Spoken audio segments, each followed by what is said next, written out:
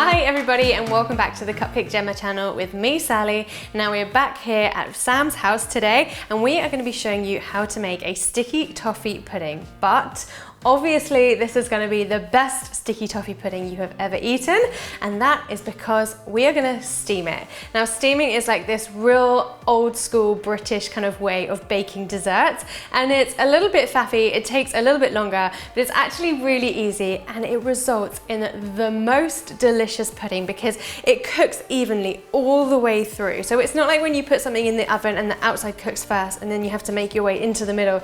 This is going to be like moist and soft and it's going to melt in your mouth and it is so delicious. So please trust me. I think we've built up a bit of trust over the last year, so you gotta believe in me, okay? So the first thing we're going to do is prepare our dates, which is like the main ingredient in the sticky toffee pudding, and that is these things here. So you get different types of dates. Now these are Medjool dates and you can see they're real squishy already, but some dates are quite firm, so you want to soften the flesh. So my ones here, I've got 100 grams and I've had them soaking in 200 mils of boiling water. But if yours are kind of really firm, you might want to pop them on the hob for about 5 minutes simmering away just to soften the flesh.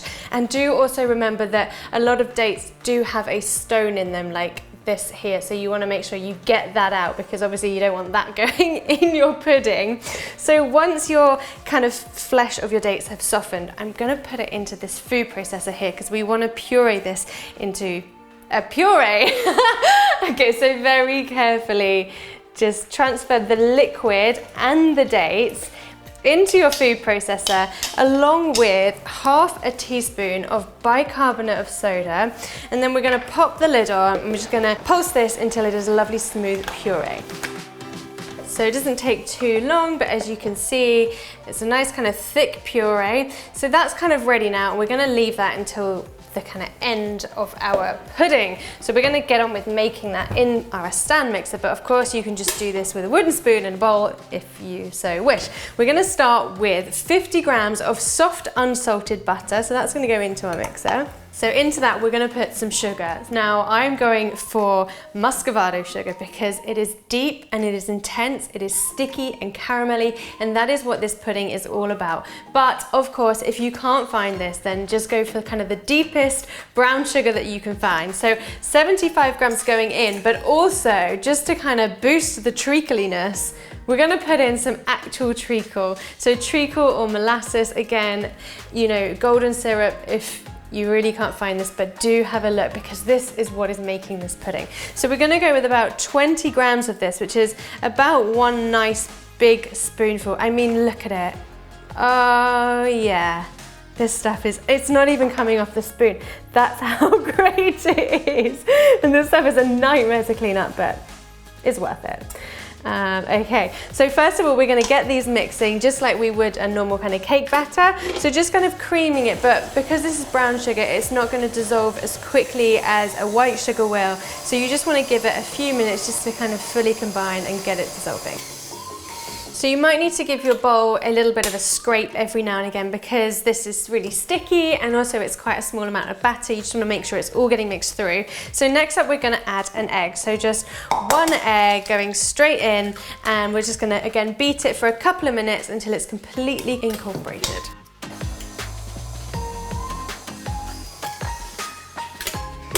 And next up is the dry ingredients. So starting with 85 grams of self-raising flour, and then we've got some spices. So we've got half a teaspoon of ginger, so ground ginger, a quarter teaspoon of ground cinnamon, a little pinch of nutmeg, and a little pinch of salt to pull out all those flavors. So they're all going to go in with our flour. I'm just going to turn the mixer onto the lowest speed because we just want to kind of combine all of that, and we're going to get on with chopping up some other ginger. So here I've got this stem ginger. Now this is a totally kind of optional ingredient, but this stuff is so great. It's kind of been soaking in a syrup. You can just get it in your local supermarket. It is so great. And if you wanted to, you could have kind of whizzed it up with your dates, but I'm going to chop it because I quite like having a couple of nuggets of this ginger. So I've got 2 globes, I think that's what they call these, and we're just going to chop them into little pieces. Okay, so we're just gonna put all of these little bits of ginger into our batter. Oh, it's so sticky. I love this stuff. And we're gonna also add in our date puree as well, because it's kind of cooled down a little bit as well. So that's all gonna go in, and we're just gonna mix it all together.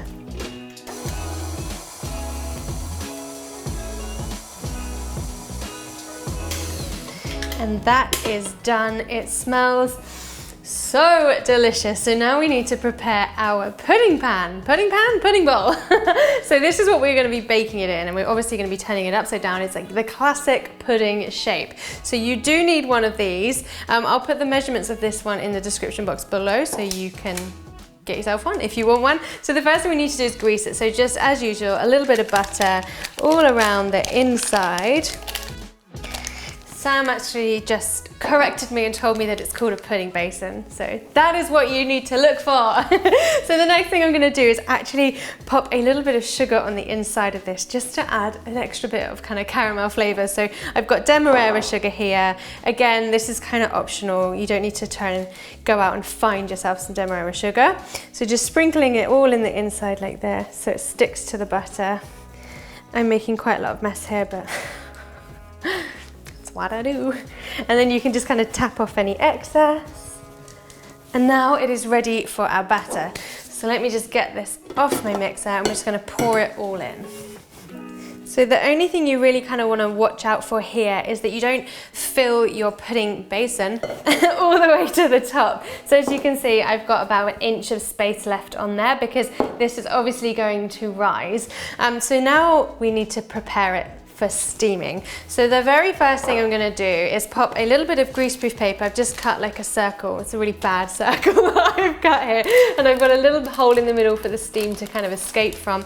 And that's gonna go directly on the top of the batter, just so it doesn't stick to our lid. Now the lid is gonna be made out of this bit of kitchen foil here. So we're going to put this on top, but as I said, this pudding is of course going to rise, so we need somewhere for the kind of cake to go and for the steam to go. So we're going to put a pleat in the middle. Like, I feel really like this is like a bake-off thing. I do this every year on bake-off, and this is how you do it. It's ever so easy. We're just going to fold a little bit over like this. There we go, and that is it. Just one pleat in the middle, which means that when our pudding puffs up, if it needs to, it can open like that. Now that's going to go on top of the pudding basin, and we'll just fold the edges down just to secure it. But of course, we do want to make sure that this isn't going to come off, so we're going to super secure it with a little bit of string, or baking twine, or kind of anything you can find, maybe a shoelace. So I'm going to wrap it around. This is actually like the trickiest bit, and I do actually feel sorry for them on Bake Off when they have to do this, because, you know, if you're nervous. So just tying this around the top, so just securing it on.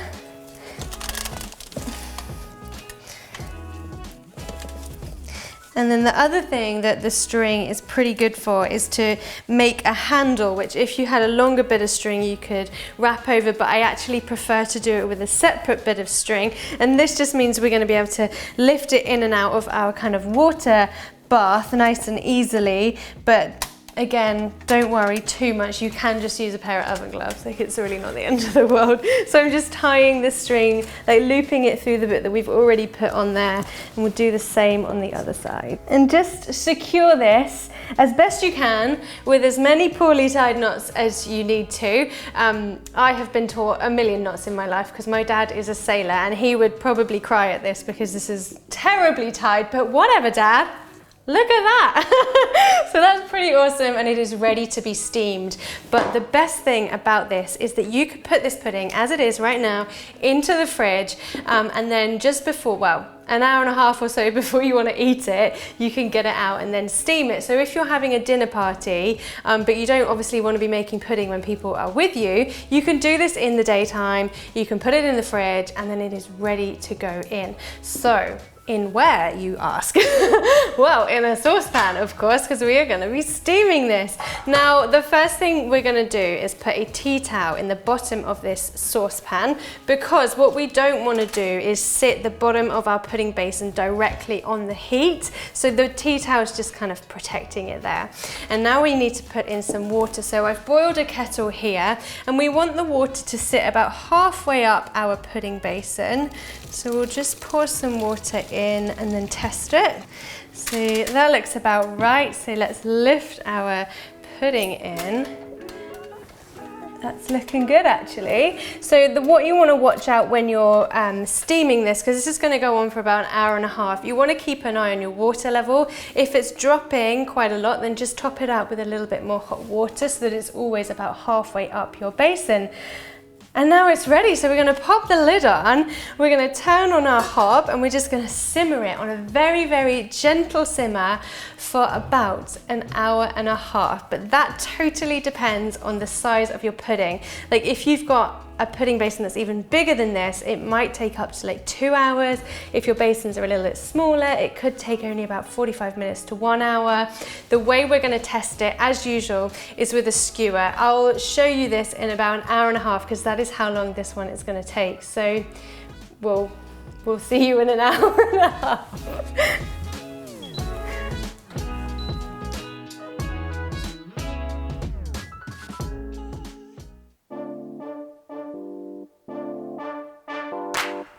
Okay guys, so I think that our sticky toffee pudding's probably got about 20 minutes left on it, which is the perfect amount of time to be getting on with our creme on glaze, which basically means English custard.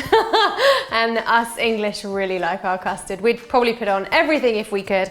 It is really, really easy to make, and you can just buy custard in a can, which is kind of delicious, but obviously making it yourself is way tastier, and it's actually really, really simple, way simpler than you think. So the first thing we're going to do is put into a saucepan 200 mils of both whole milk and also double cream. Now you can do this just with milk, but I mean, definitely do the cream version. So equal quantities of those, and then into that we need to put vanilla, because vanilla is kind of essential in custard, I think. So I have half a vanilla pod here, which I've split open, and I've taken out all the seeds, and they're going to go into our creamy milk. But I'm also going to chuck these in as well, just to get maximum vanilla out of them, but obviously I'll take them out later. So we're going to get this onto a very, very gentle heat. Sorry, I'm just going to work out how to use Sam's hob again. So we don't want to bring this to the boil, we just want to gently heat it through. And whilst that's doing that, we're going to whisk together 30 grams of caster sugar or granulated sugar with 3 egg yolks. So separate your eggs out and just pop 3 yolks in there. We're just going to whisk these together just to combine them.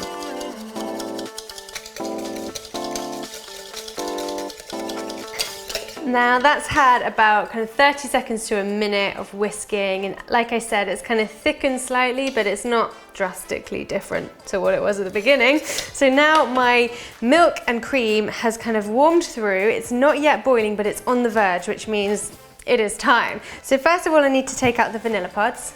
And now we need to combine our milk mixture and our egg mixture. If we just kind of put one into the other straight away, it will probably scramble and cook the eggs, which is kind of gross. So we're going to do it a little bit at a time, which is called tempering. So we're going to start off, I'm probably going to make a bit of a mess here, but I'm going to pour a little bit of the milky cream into our eggs. Yeah, there's the mess. And I'm going to start by whisking that together really quickly. So we're kind of gradually bringing the temperature of the eggs up so that we're not going to scramble them, basically. And then we'll just keep doing that. We'll add a little bit of milk at a time.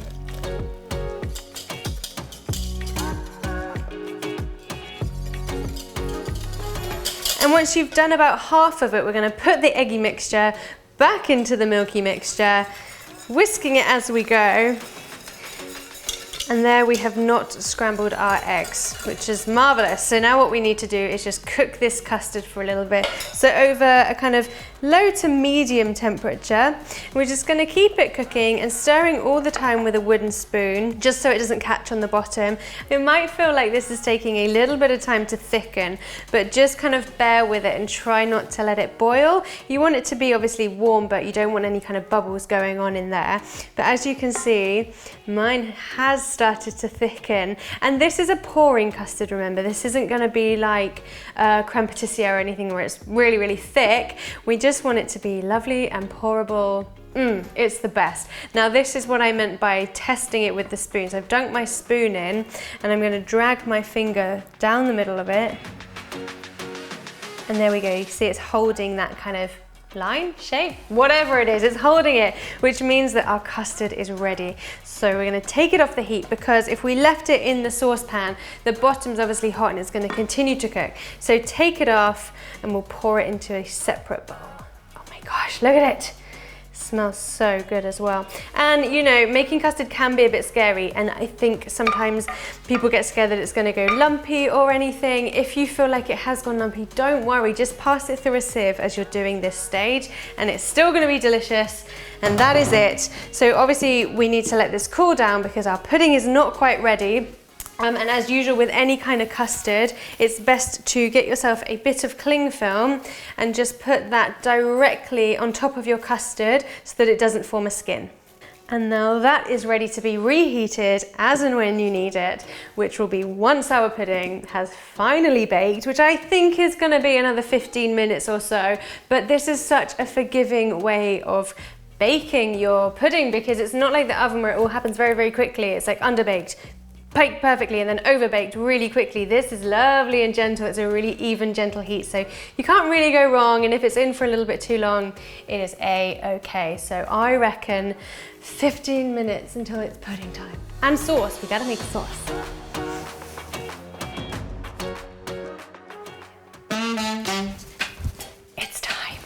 Right, so we need to do this really carefully because this is very hot, obviously. Steam is just as hot as other hot things. So take your lid off and then we're gonna pick this up, and obviously it's wet and it's hot water, so do be really careful. I'm just gonna put it over here. So we're gonna test that this is done by grabbing a skewer and we're gonna put it through the tin foil and through that baking parchment as well. So we'll go all the way through and it's come out.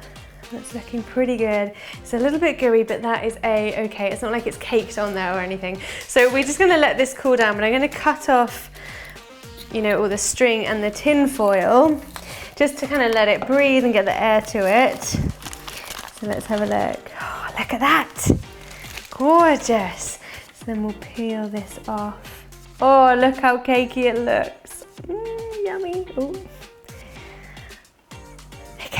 So we're gonna leave this here to cool down before we do the scary turning it out, and we're just gonna make our sauce, because a sticky toffee pudding is nothing without a sticky sauce. So we're just gonna do that really easily on the hob here, all in one saucepan, starting with 120 grams of both dark brown sugar. I'm using that Muscavado again, just to get that intense taste. Soft unsalted butter. And then we've got 150 mils of double cream. That's going in as well.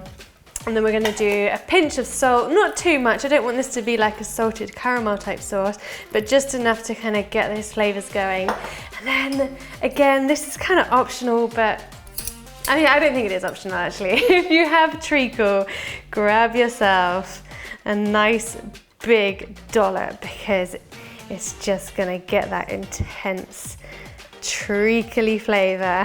Oh my gosh.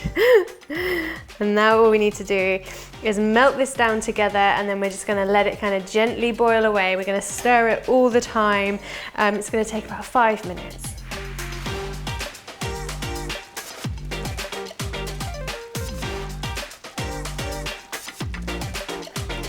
And after about 5 minutes, you will see that your sauce is kind of thickened slightly. I mean, obviously it's still runny. We need it to be runny, but it's just thickened and you can smell this. It smells amazing. So let's do the scary bit and get our pudding out of the bowl. So what we're gonna do first is use a palette knife or just a regular kind of butter knife. I'm just gonna run this around the outside. Now I'm gonna grab my plate. We're gonna put it upside down. Now, if your pudding is a little bit hot still, you might want to do this with some oven gloves. And we're going to turn it upside down. Ooh. Take the heat-proof mat with us. And then hopefully, oh, I think it's come out, but I think it's not in the middle of my plate.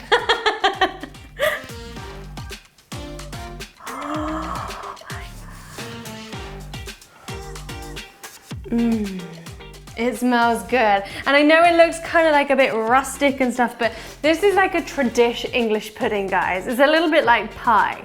Like the beauty is in the rusticness and the deliciousness. So let's spoon some of this hot sticky sauce over our pudding.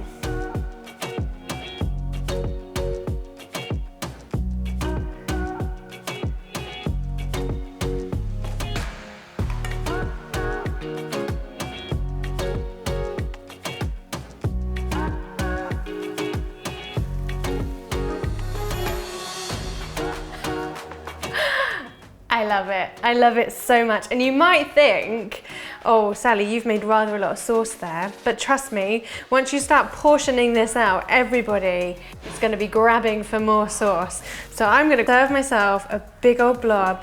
Oh, look how, like before I drench this, look at this sponge. It is cooked right, but it looks so moist.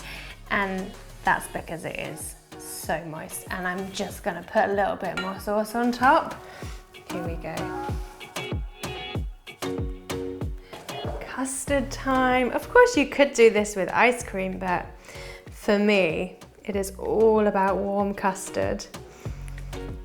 This is such a classic British dessert, isn't it? Like a bowl full of moist, delicious steamed pudding, drowning in custard. I'm so excited.